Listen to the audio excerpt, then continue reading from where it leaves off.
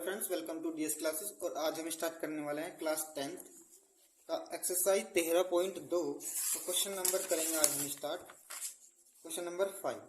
पहले क्वेश्चन मैंने पिछले वीडियो में करा दिए, इसमें करेंगे क्वेश्चन नंबर 5 और 6। जिसमें क्वेश्चन नंबर 5 हमारे पास है, एक बर्तन एक उल्टे शंकु के आकार का है, इसकी ऊंचाई 8 सेंटीमीटर दे रखी और इसके ऊपरी सिरे जो खुला हुआ है की त्रिज्या 5 सेंटीमीटर है। यह ऊपर तक पानी से भरा हुआ है। जब इस बर्तन में शीशे की कुछ गोलियां जिनमें प्रत्येक 0.5 सेंटीमीटर त्रिज्या वाला एक गोला है डाली जाती है, मतलब कंचे, इस तरीके का देखा जाए तो कंचे डाल दिए गए इसमें, तो इसमें से भरे हुए पानी का 1/4 भाग बाहर निकल जाएगा। ठीक है, बर्तन में डाली गई शीशे की गोलियां ज्ञात करनी, यानी बर्तन में कंचों की संख्या हमें ज्ञात करनी है। ठीक है,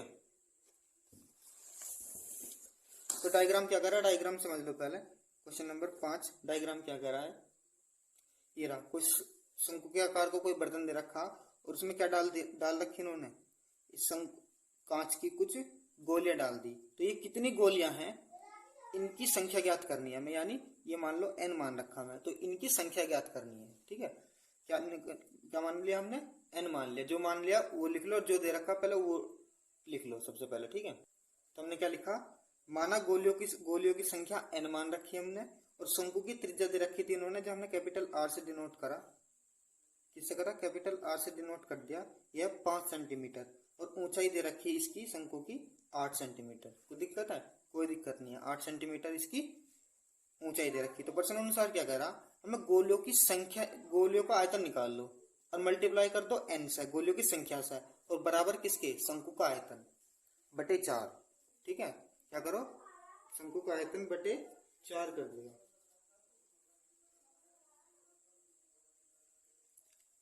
मतलब 1/4 भाग ही तो पानी बाहर निकल रहा है इससे, बस शंकु के अंदर पानी भरा पड़ा और उसका 1/4 भाग पानी बाहर निकल रहा, तो शंकु का आयतन जो होगा ना, उसको डिवाइड कर दो 4 से, तो क्या निकल जाएगा, n गोलियों का आयतन निकल जाएगा। क्या निकल जाएगा, n गोलियों का आयतन निकल जाएगा। ठीक है, तो क्या करा, गोलियों का आयतन लिखा, मल्टीप्लाई कर दी n से, बराबर शंकु का आयतन। कितना पानी बाहर निकल रहा, 1/4 पानी बाहर निकल रहा, तो बटे में कर दो डिवाइड। शंकु के आयतन का, शंकु में तो है पानी, शंकु में पानी है, तो इसका 1/4 हिस्सा, 1/4 हिस्सा बाहर निकल रहा है। तो क्या लिखो, n गुना गोलियों का आयतन कितना, 4/3। गोली जो है वो गोले के आकार की है, 4/3 पाई r क्यूब बराबर शंकु का आयतन कितना है, 1/3 pi capital R square into h और बटे 4 दे रखा। ठीक है, तो जो कट रहा है सबसे पहले वो काट दो। तो 3 से तो यहाँ 3 कट गया, पाई से पाई कट गया, और कुछ कट रहा, कुछ नहीं कट रहा, तो जो बचा उसको लिखो सबसे पहले, 4nr क्यूब बराबर capital R square into h। ये बच रहा, और जो बचा अब सबकी वैल्यू पुट करनी। क्या करनी, जो बचा सबकी वैल्यू पुट कर दो। तो हमने क्या कराया, जो जो था हमारे पास सबकी हमने वैल्यू पुट कर दी यहाँ पे। ठीक है, n था, n ऐसे ही रखा, r क्यूब की वैल्यू पुट कर दी और r स्क्वायर की वैल्यू पुट कर दी। तो n तो हमने रखा बराबर के इधर ही, और बाकी इसके सब कुछ डिवाइड में पहुंचा दिया। तो r क्यूब था, यानी 0.5 क्यूब था, तो 0.5 3 बार लिख दिया और 4 इसके डिवाइड में आ गया। तो जब इसको हल करने के बाद, जब आप इसको हल करेंगे तो हल करने के बाद आओगा इसको टोटल 400/4, और 4 एकम 4, कितना आ गया, 100। तो n बराबर आ गया हमारा 100, n बराबर हमारा आ गया 100, जो कि हमारा यही रिक्वायर्ड आंसर भी था। तो गोलियों की संख्या कितनी हुई हमारी, गोलियों की संख्या होगी हमारी 100।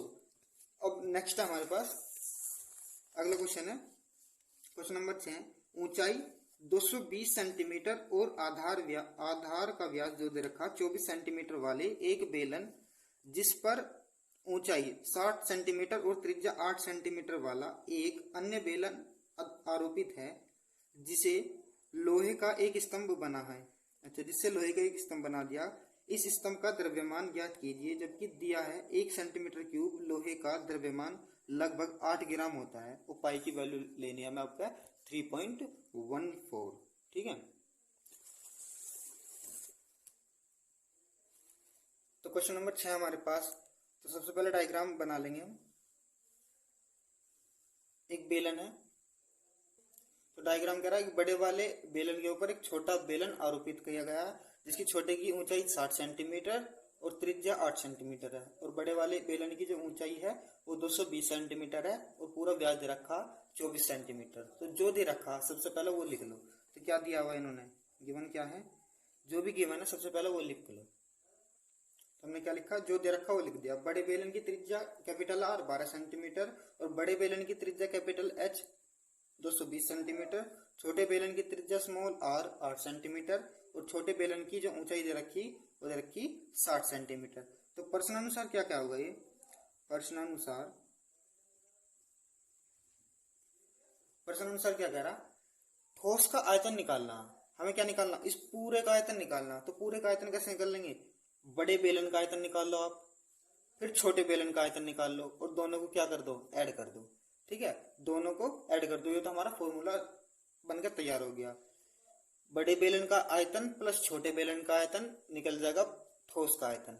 किसका निकल जाएगा, पूरे ठोस का आयतन। तो क्या लिखा हमने, बड़े प्लस छोटे बेलन का आयतन, यानी दोनों बेलनों के आयतन हमने ऐड कर दिए। तो बड़े बेलन का आयतन हमने लिखा था pi capital R square capital H plus pi R square into H. तो इसमें से क्या कॉमन दे रखा, सबसे पहले देख लो, पाई कॉमन आ रहा, तो पाई कॉमन आके बचा यहाँ capital R square capital H plus small R square into small H, ये तो बचा रखा। ठीक है, तो पाई की वैल्यू कितनी लेनी थी हमें, 3.14 लेनी थी। 3.14 हमें लेनी थी पाई की वैल्यू, और आर की वैल्यू कितनी, कैपिटल आर की वैल्यू 12, तो 12 का वर्ग, कैपिटल एच की वैल्यू कितनी है, इंटू 220 प्लस स्मॉल आर की 8 स्क्वायर इंटू वो जो एच की वैल्यू थी कितनी, 60 सेंटीमीटर। ठीक है, जब हम इसको 3.14 और 12 का स्क्वायर कितना होगा, 144 इंटू 220 प्लस 8 64 इंटू 60, ये तो आ रहा। ठीक है, तो 3.14 इन दोनों की मल्टीप्लाई करके लिखेंगे हम, तो इसका आ जाएगा 31,680 प्लस, और इन दोनों की मल्टीप्लाई करके आओगा कितना, 3840। कितना आ गया, 3840। तब इन दोनों को ऐड करेंगे, 3.14 इन दोनों को ऐड करके आएगा 35, कितना आ गया, इसका आ जाएगा 3520। ठीक है, और जब इन दोनों की हम मल्टीप्लाई करके लिखेंगे, जब 3.14 इंटू 35 520 की मल्टीप्लाई करेंगे हम, तो इसका आ जाएगा 111.2.8।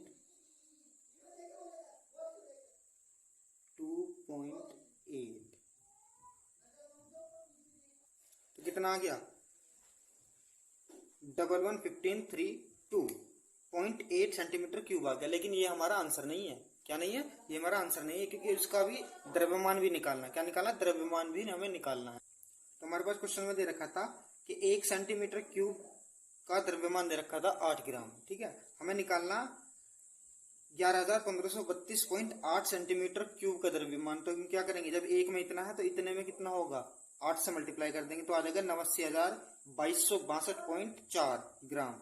ठीक है, अब इसको कर देंगे 1000 से डिवाइड, तो 89,2262.4 डिवाइड बाई 1000, तो ये हो गया चेंज आपका किलोग्राम में। तो टोटल इसके जो गुना भाग करने के बाद आओगा 892.2624 आओगा किलोग्राम में। ठीक है, जो कि हमारा यही रिक्वायर्ड आंसर होगा।